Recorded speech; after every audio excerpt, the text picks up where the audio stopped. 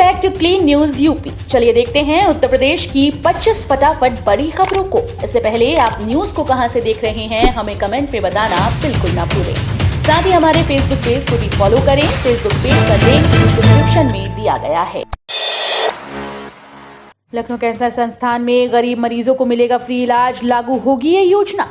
लखनऊ में चक गंजरिया स्थित कल्याण सिंह कैंसर संस्थान में गरीब मरीजों को मुफ्त इलाज मिलेगा। संस्थान में जल्दी आयुष्मान योजना लागू होगी। 5 लाख रुपए तक गरीब मरीज इलाज हासिल कर सकते हैं। संस्थान में नए साल से 200 बेड पर मरीजों की भर्ती शुरू होगी। 8 ऑपरेशन थिएटर भी बनकर तैयार हैं।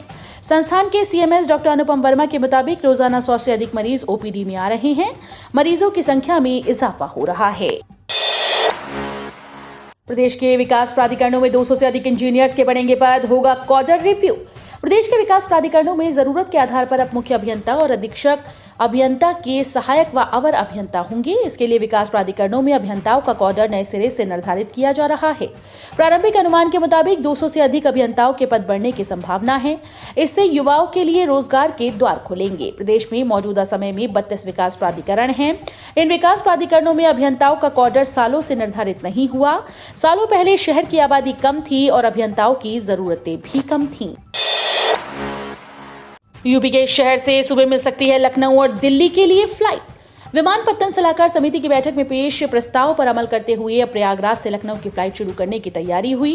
प्रयागराज से लखनऊ के बीच वीवीआईपी आवागमन के मद्देनजर ये तैयारी हुई। सलाहकार समिति की अध्यक्षता करते हुए सांसद केसरी देवी पटेल और अन्य सदस्यों ने निजी एयरलाइंस कंपनी को सुबह दिल्ली और लखनऊ की फ्लाइट चलाने का प्रस्ताव दिया था।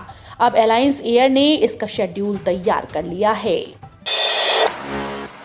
कड़कड़ाती ठंड व शीतलहरी के चलते स्कूल कॉलेज बंद।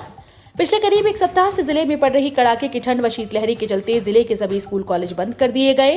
कलेक्टर कौशल राज शर्मा ने रविवार को ये आदेश जारी कर दिए। कलेक्टर ने अपने आदेश में कहा कि 12वीं तक के सभी स्कूल कॉलेज 3 से 8 जनवरी तक बंद किए जा रहे हैं। ये आदेश माध्यमिक शिक्षा परिषद, सीबीएसई, आईसीएसई सहित सभी बोर्ड से संबंधित स्कूल कॉलेजेस पर समान रूप से लागू होगा। योगी का तोहफा, राज्य कर्मचारियों को मिलेगी कैशलेस इलाज की सुविधा। आगामी विधानसभा चुनाव से पहले योगी आदित्यनाथ की सरकार राज्य कर्मचारियों को तोहफा दे रही है। योगी आदित्यनाथ की सरकार ने ऐलान किया कि अब राज्य कर्मचारियों को आयुष्मान कार्ड की तर्ज पर कैशलेस इलाज की सुविधा उपलब्ध कराई जाएगी। उत्तर प्रदेश के राज्य कर्मचारी सरकारी अस्पतालों के साथ साथ चिकित्सा संस्थानों और मेडिकल कॉलेज में जाकर निःशुल्क इलाज करा सकेंगे। यूपी के इन 7 शहरों में चलेंगी 75 ई बसें। जाने कब से मिलेगा सफर का लाभ। लखनऊ में 60 ई बसें की शुरुआत के बाद पश्चिमी यूपी के 7 जिलों में भी एसी इलेक्ट्रिक बसेस चलाने की तैयारी शुरू हो गई। यानी कल 4 जनवरी से 7 शहरों में 75 इलेक्ट्रिक बसें चलेंगी। मुख्यमंत्री कल लोक भवन से ई बसों का लोकार्पण करेंगे। नगरीय परिवहन निदेशालय के संयुक्त निदेशक अजीत सिंह ने बताया कि आगरा, मथुरा, वृंदावन, मुरादाबाद व बरेली में 12-12 ई बसें चलेंगी। इसके अलावा शाहजहांपुर में 9, मेरठ में 10 व अलीगढ़ में 8 ई बसेस चलाई जाएंगी। मेरठ खेल विश्वविद्यालय का शिलान्यास। 700 करोड़ की लागत, 91 एकड़ का campus major Dhyanchand sports university में होंगी ये सुविधाएं। मेरठ में खेल विश्वविद्यालय का दशकों पुराना सपना अब साकार होगा। युवाओं को खेलों में अंतर्राष्ट्रीय और राष्ट्रीय स्तर पर अपना जौहर दिखाने के लिए मेजर ध्यानचंद खेल विश्वविद्यालय मील का पत्थर साबित होने वाला है। इससे युवाओं को खेलों में अंतर्राष्ट्रीय स्तर पर अपनी प्रतिभा का लोहा मनवाने का मौका मिलेगा और खेलेगा यूपी, जीतेगा यूपी। कैबिनेट फैसला, लखनऊ की संस्कृति यूनिवर्सिटी में पहला कुलपति नियुक्त करेगी यूपी सरकार। यूपी सरकार ने लखनऊ के भातखंडे संगीत संस्थान को पूरी तरह से स्टेट यूनिवर्सिटी का दर्जा देते हुए स्टेट संस्कृति यूनिवर्सिटी स्थापित करने का निर्णय लिया। कैबिनेट में इस बारे में संस्कृति विभाग की ओर से लाए गए प्रस्ताव को स्वीकृति प्रदान की गई। संस्कृति विभाग के प्रमुख सचिव मुकेश मेश्राम ने ये जानकारी दी। उन्होंने बताया कि इस अध्यादेश के तहत भातखंडे राज्य संस्कृति विश्वविद्यालय के पहले कुलपति की नियुक्ति राज्य सरकार करेगी। जिलों में बंदियों से मुलाकात पर लगी रोक, वीडियो कॉन्फ्रेंसिंग से होगी पेशी। शासन ने कोविड-19 और ओमिक्रॉन महामारी के बढ़ते संक्रमण को देखते हुए जेलों में निरुद्ध बंदियों की उनके परिवारजनों से मुलाकात तत्काल प्रभाव से बंद करने का फैसला किया। अपर मुख्य सचिव गृह एवं कारागार अविनीश कुमार अवस्थी ने इस संबंध में शासनादेश जारी कर दिया। उन्होंने डीजी जेल से इस आदेश का कड़ाई से पालन कराने को कहा। इससे पहले कोविड-19 का प्रकोप थमने के बाद शासन ने कतिपय शर्तों के साथ 16 अगस्त 2021 से जेल में बंदियों से मुलाकात कराए जाने की स्वीकृति दी थी। स्कूल आने के लिए बाध्य नहीं कर सकते बच्चों को। देखिए यूपी सरकार ने स्कूल्स के लिए जारी गाइडलाइन में क्या क्या दिए निर्देश। कोरोना के बढ़ते मामलों को देखते हुए यूपी सरकार ने दिसंबर के आखिर में ही स्कूल्स के लिए गाइडलाइन जारी की थी। ये गाइडलाइन अपर मुख्य सचिव आराधना शुक्ला ने सभी जिलाधिकारी, जिला विधायक निरीक्षक को जारी की थी। स्कूल्स को इन गाइडलाइन को सख्ती से लागू कराने को कहा गया। जारी आदेशों में स्कूल्स को विकल्प के तौर पर ऑनलाइन पढ़ाई की व्यवस्था करने के भी निर्देश दिए गए हैं। अब स्मार्टफोन पर आशा बहु सूचनाएं संकलित कर विभाग को देंगी रिपोर्ट। जनपद के 1010 आशा को स्मार्टफोन मिलने का रास्ता साफ हो गया। शासन ने आशा को स्मार्टफोन वितरित कराने के लिए भेजा। जिले के 1 नगर व 4 ब्लॉक्स में काम करने वाली आशा को स्मार्टफोन का वितरण किया जा चुका है। बचे 5 ब्लॉक्स की 965 आशा को बाद में स्मार्टफोन दिया जाएगा।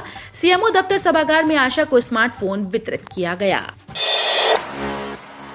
पार्टी जहां से कहेगी मैं वहां से उत्तर प्रदेश विधानसभा का चुनाव लड़ूंगा। उत्तर प्रदेश के मुख्यमंत्री योगी आदित्यनाथ ने यह साफ कर दिया कि वो आगामी विधानसभा चुनाव लड़ेंगे। उन्होंने कहा कि वो कहां से चुनाव मैदान में उतरेंगे, इस बात का फैसला भारतीय जनता पार्टी नेतृत्व करेगा। योगी ने कुछ पत्रकारों से अनौपचारिक बातचीत में कहा कि मेरे चुनाव लड़ने पर कोई संशय नहीं, लेकिन मैं चुनाव कहां से लड़ूंगा इस बात का फैसला पार्टी नेतृत्व करेगा। योगी इस समय उत्तर प्रदेश विधान परिषद के सदस्य हैं। 2 दिन में छात्रों के खाते में छात्रवृत्ति भेजने को यूपी के मुख्य सचिव का निर्देश। मुख्य सचिव दुर्गा शंकर मिश्रा ने 2 दिन के अंदर छात्रवृत्ति की धनराशि छात्रों के खाते में हर हाल में भेज देने के निर्देश दिए हैं। वहीं राज्य में अवैध शराब पर रोक के लिए सीमावर्ती क्षेत्रों में बैरियर लगाकर सघन चेकिंग करने को कहा। अवैध शराब के निर्माण, भंडारण और परिवहन को हर हाल में रोके जाने का सख्त निर्देश दिया। मुख्य सचिव ने वीडियो कॉन्फ्रेंसिंग के दौरान मंडलायुक्तों और जिलाधिकारियों के साथ समीक्षा बैठक की। केजरीवाल ने दिल्ली में गिनवाई योगी के होर्डिंग। यूपी में महिलाओं से बड़ा वादा। यूपी में सत्ता पाने के लिए लखनऊ पहुंचे दिल्ली की केजरीवाल ने लखनऊ पहुंचकर आम आदमी पार्टी के लिए वोट मांगे। चुनावी वादा करते हुए सीएम केजरीवाल ने कहा, आम आदमी पार्टी की सरकार बनी तो 18 साल से अधिक उम्र की सभी महिलाओं को हर महीने 1000 रुपए देंगे। महिलाओं के लिए 1000 रुपए की घोषणा पर सीएम केजरीवाल ने यूपी सरकार को घेरा। उन्होंने कहा कि महिलाओं को 1000 रुपए मिलेंगे तो एक नई साड़ी और सूट लेंगी। गरीब परिवारों की महिलाओं की बच्चियां ये पैसा अपनी पढ़ाई में लगा सकेंगी, लेकिन इस पर भाजपा को क्यों आपत्ति हो रही है। कोविड-19 और ओमिक्रॉन को लेकर मुख्यमंत्री की सलाह, जानिए क्या बोले योगी आदित्यनाथ। यूपी के मुख्यमंत्री योगी आदित्यनाथ ने लोगों को कोरोना वायरस के नए स्वरूप ओमिक्रॉन से बिल्कुल न घबराने की सलाह दी और कहा कि इससे संक्रमित व्यक्ति 4 से 5 दिन में पूरी तरह से ठीक हो जाता है। मुख्यमंत्री ने लोगों से बचाव के उपायों का पालन करते रहने की अपील की है। मुख्यमंत्री ने साथ ही मीडिया को सलाह दी कि वो सकारात्मक खबरें दिखाएं ताकि पीड़ितों का हौसला बढ़े।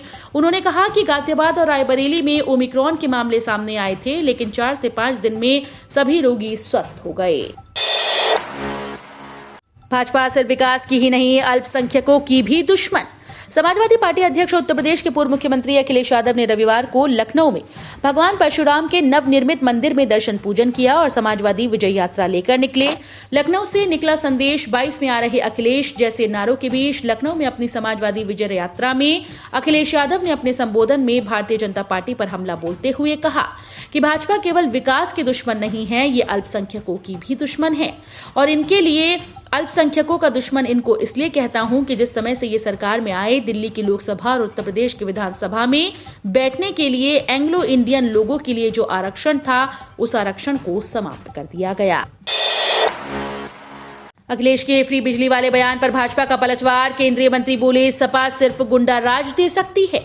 सपा प्रमुख अखिलेश यादव द्वारा मुफ्त में बिजली देने के वादों पर केंद्रीय मंत्री व भाजपा के प्रदेश चुनाव प्रभारी धर्मेंद्र प्रधान ने तीखे वार किए। उन्होंने ट्वीट कर कहा कि अखिलेश यूपी में केवल गुंडा राज ही फ्री में दे सकते हैं। सपा शासनकाल में इन्होंने सिर्फ रामपुर और सैफई को बिजली दी, पूरे प्रदेश को अंधेरे में रखा। प्रधान ने ट्वीट में लिखा कि 40 साल कांग्रेस सत्ता में रही, बसपा रही, 3-3 बार सपा ने शासन किया। अखिलेश खुद 5 साल मुख्यमंत्री रहे, क्यों नहीं बिजली फ्री कर दी। जब सत्ता में रहे तो आजम खान के रामपुर और खुद के गांव सैफई के अलावा पूरे प्रदेश में बिजली की हालत ये थी कि आई नहीं कि गई।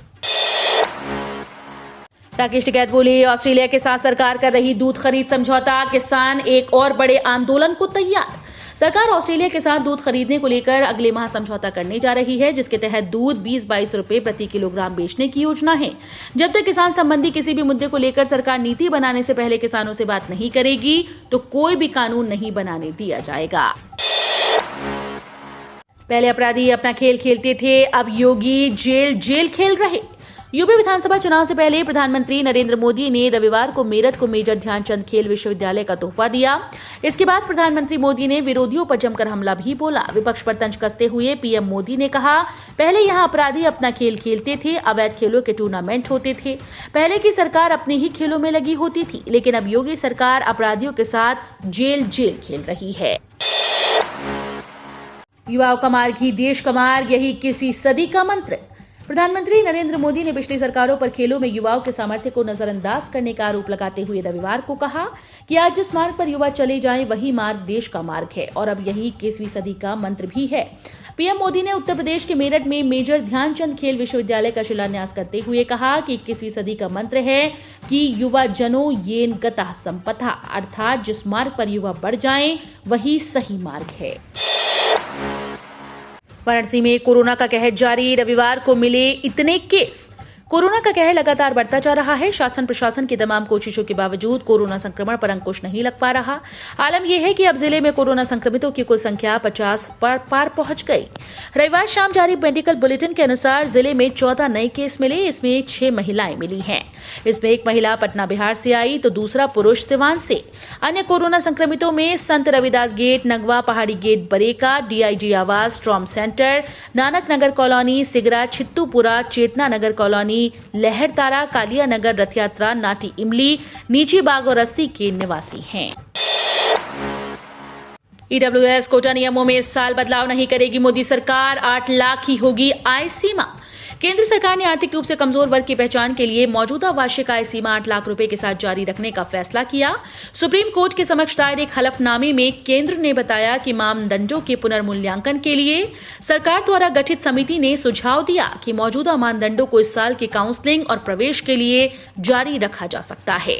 इसके साथ ही केंद्र सरकार ने बताया कि 8 लाख रुपए तक की आय वर्ग वाले अभ्यर्थियों को नीट कोर्स में दाखिला देना चाहती है। एकेटीयू शिक्षक भर्ती, 201 आवेदकों ने छोड़ी एकेटीयू शिक्षक भर्ती परीक्षा। एपीजे अब्दुल कलाम प्राविधिक विश्वविद्यालय से संबद्ध विभिन्न कॉलेजेस में शिक्षकों की भर्ती के लिए रविवार को परीक्षा आयोजित की गई। 2 पालियों में हुई इस परीक्षा में 12 अलग अलग विषयों के लिए 1004 अभ्यर्थी शामिल हुए, जबकि पंजीकरण 1205 अभ्यर्थियों का था। 201 ने परीक्षा छोड़ दी। भारतीय रेलवे में इन पदों पर बिना परीक्षा मिल सकती है नौकरी। आज से आवेदन शुरू, मिलेगी अच्छी सैलरी। भारतीय रेलवे में नौकरी करने का मन बना रहे युवाओं के लिए सुनहरा मौका है। इसके लिए भारतीय रेलवे ने दक्षिण पूर्व रेलवे के स्पोर्ट्स कोटे के तहत इन पदों के लिए आवेदन मांगे हैं। इच्छुक और योग्य उम्मीदवार जो इन पदों के लिए आवेदन करना चाहते हैं, वे इंडियन रेलवे की आधिकारिक वेबसाइट पर जाकर अप्लाई कर सकते हैं। इन पदों के लिए आवेदन प्रक्रिया आज यानी 3 जनवरी से शुरू होगी। किसानों के लिए लोन से जुड़ी खुशखबरी, एक और तोहफा दे सकती है मोदी सरकार।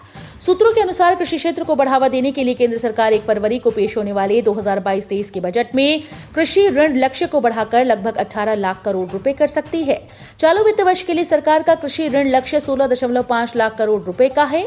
सूत्रों ने कहा कि सरकार हर साल कृषि क्षेत्र के लिए ऋण लक्ष्य बढ़ा रही है और इस बार भी 2022-23 के लिए लक्ष्य को बढ़ाकर 18.5 लाख करोड़ रुपए कर सकती है। हम रोज ऐसे ही न्यूज लाते रहेंगे। यदि आपने अभी तक क्लीन न्यूज यूपी को सब्सक्राइब नहीं किया है तो फटाफट सब्सक्राइब कर लें। साथ ही बेल आइकन को प्रेस करना बिल्कुल ना भूलें ताकि लेटेस्ट अपडेट मिस ना हो।